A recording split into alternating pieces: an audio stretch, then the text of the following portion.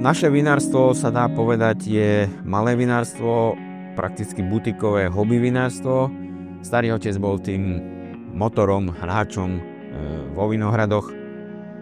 My sme boli tí mukli, čo museli robiť, ale myslím si, že má to svoje čaro. Starý otec stále spomínal, sedel na terase, tam hore na balkóne, stále spomínal: syn môj, víno je slnko ukryté vo fľaši, čo je aj našim motom, takže snažíme sa dorábať vína, aby to slnko fakt bolo ukryté vo fľaši. Víno po spracovaní dávame odvežať do barikových sudov, čiže nedávame do čisto nových barikových sudov.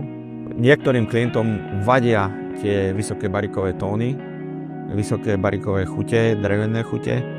My to dávame na rok do barikového suda, ale do použitého barikového suda zrepasovaného.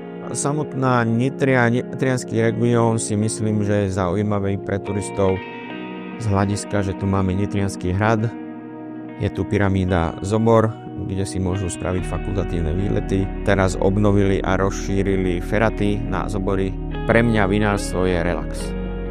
Relax, keď si viem sadnúť s priateľmi, pochutnať na dobrom víne, porozprávať sa o tom víne, povedať si, čo sme spravili zle, čo sme spravili dobré. Niet nad dobrého vína s priateľmi, s kamarátmi. Dobré víno je jak keď spisovateľ napíše dobrú knihu.